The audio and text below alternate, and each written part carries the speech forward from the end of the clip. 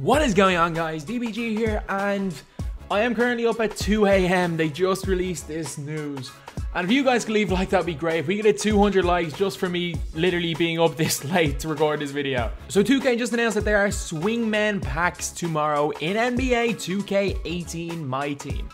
So these packs have got 3 emerald cards, they have 4 sapphires, 2 rubies, and a pullable amethyst. Yep, we have got the first pullable amethyst so far in NBA 2K18 MyTEAM. So there are 3 emeralds. Well, according to 2K, they said Boga in, I don't even remember what collection the Boga one was in. They said that that was going to be an emerald and ended up being a sapphire. But anyway, so first of all is Evan Turner's Boston Celtics card. Why I genuinely do think this is going to be a really good card. And you might think, wow, it's Evan Turner. If you guys didn't know, Evan Turner's Philadelphia 76ers card is a beast. Like, hidden gem. That 6'7" guy who can play a point guard is a hidden gem. So basically, his gold card has got 87 ball control, good mid-range shot, 87 speed with ball, and is 6'7". The only reason that it's really not able to compete is because he has a low 3-point rating. And hopefully this emerald will make that 3-point rating higher. Because if it does, if he gets a 3 ball, it doesn't matter if the rest of his stats are the same. If he gets a 3 ball, he's going to be a solid budget card for the next couple of weeks anyway. Next up, we've got Miami Heat Caron Butler. It says here he's got an 80 driving dunk and an 80 open shot 3. So this card is going to be decent. Like, this will be probably the worst of all the emerald cards. But I actually think that these 3 emerald cards are all going to be really cheap, like 1 to 2 KMT. But I think he will probably be the worst of these 3 emerald cards. Caron Butler historically has had a good release in 2K, but historically, even with high dunk ratings, hasn't dunked particularly well. It's hard to judge it because the last time I used the historic Butler from the Heat was in 2K16, so it's kind of hard to judge that. But at the same time, this card could be a nice budget option, especially if he does get 1 or 2 good gold badges, which he may not get. It says here Evan Turner's pick and roll maestro badge. It doesn't say what color it is, but maybe if Caron Butler gets 1 or 2 gold badges, that would be nice. If not, this card will be kind of meh, more than likely. Then we've got Maggette. So if you've ever looked up 2K Essential stats, you know that the Sapphire Maggette, which 2K have genuinely forgot to put in the game. They've said the Danny Manning collection reward for Clippers is in the game, but they forgot to release one of the players in the collection, and that is Maggette. But anyway, that's off the point. But the Sapphire card is the best Sapphire card in the game stats-wise. Literally has the stats of diamonds. Because I'm almost certain they just took his stats from his 89 overall Ruby last year and put it on his Sapphire. And his 89 overall Ruby had really low intangibles as it was. So that was like almost a hidden diamond. And this year, basically, this Maggette Sapphire card is at least a hidden 92 overall. But hopefully they lower the intangibles and keep the Emerald Maggette somewhat similar to the Sapphire. Because Maggette says here, easy to learn style of shooting. His release is awkward. His release is very awkward in the game. But the thing is, they give him a lot of Vince Carter's animations, and they base him very similar to Vince Carter. So basically, if he just becomes Vince Carter with a higher than 80 dunk and a little bit more of a 3 ball, I'll take it. I'll take it if he becomes that Emerald Vince Carter, but slightly better. So anyway, now we're on to the Sapphire cards. First up is Kiki Van de Wey. So Kiki Van de Wey is a shooter, straight up. Like, his Amethyst and his Diamond last year, shooters. It says here he's a scorer, plain and simple, but he's not incredibly athletic and doesn't dunk, so he's not going to be able to get to the basket too much. He's a shooter, and will probably be overpriced because the Sapphires in these collections are always overpriced. Next up, we have got Brewer. This could be a nice card.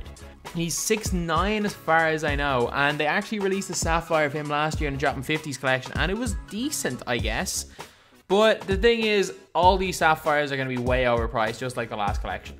But anyway, Brewer is going to be 6'9", he's going to have a decent 3 ball, he's going to be a good defender, and he's going to be able to dunk relatively well. He's going to be a jack of all trades type player, maybe not ball handling wise, but everything else he'll be good at, can play the 2, the 3, or the 4, and hopefully it's just a slightly upgraded version of last year's Dropping 50s card. If it is, then it means the Brewer will be quite a nice player, and I'm assuming that's going to be the case, but it may not be.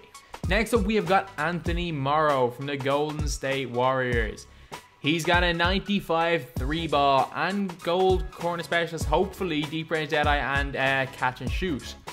Pretty much the best shooter in the game. I love Anthony Morrow's release, but the thing is that Anthony Morrow is pure shooter. More than likely, all he's going to do is shoot the ball. And there are golds right now that do more than that. Like, the one card that I always talk about is Danny Green. A 93 ball, a good shot mid, 93 lateral quickness, and like 90 on-ball defensive IQ. So if this card can't defend, unless you love his release, you might as well just go and pick up a card like a Danny Green. If you want a shooter, you can't get better than Danny Green right now. Next, we have got Elgin Baylor. It says here he rebounds exceptionally well for a small forward. No, he has exceptionally good rebounding stats for a small forward. Anyone who's played the game knows that rebounding stats mean 0.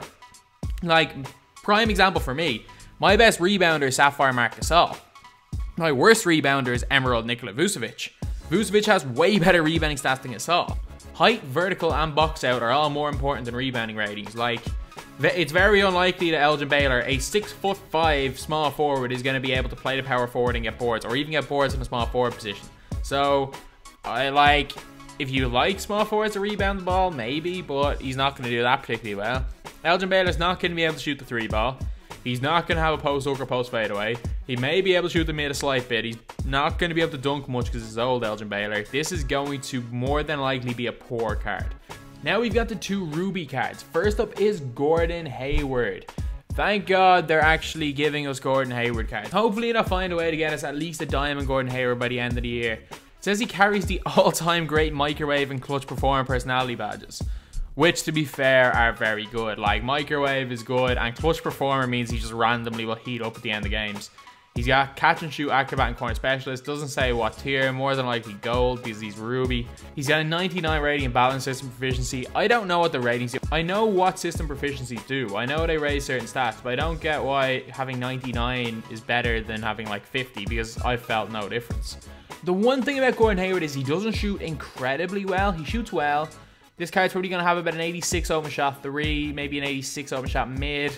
He's going to be decent going to the basket. He's going to have a decent enough dunk rating, decent enough speed. Again, a card that does everything relatively well, but won't do anything particularly well. That's the problem with Gordon Hayward, especially in-game. A great player, but his in-game card tends to not be as good as he is in real life. He's not really a player suited to 2K. So I have a feeling this card's not going to be great, but at the same time, we have to wait till tomorrow to see the stats. Next, we've got Latrell Sprewell. It says one of the most elite offensive players of his era before he tried to choke his coach, obviously. So Latrell Sprewell is kind of hit or miss in 2K. I don't really know much about this year's Latrell Sprewell because I haven't used it, but he had a really awkward release last year. But at the same time, it was one of those releases that when I played offline, it went in every time. I just couldn't hit a shot online. But then I play against him and a guy wouldn't miss with him. So it's probably one of those love it or hate it type releases. And also a lot of people like the Sapphire card. So if this Ruby ends up having low intangibles with some beast stats, because he's going to probably have an 85 plus minimum dunk. He's going to have it probably in the 90s in mid-range and 3-ball. So this card could end up being a beast. Well, we're going to have to wait to see for the stats tomorrow. This card probably will be fairly good. Next, we have got Tracy McGrady. He's got 11 gold badges, which is good. If only he had some Hall of Fame badges, because this card is going to be super expensive. Like 300k plus, I'd say.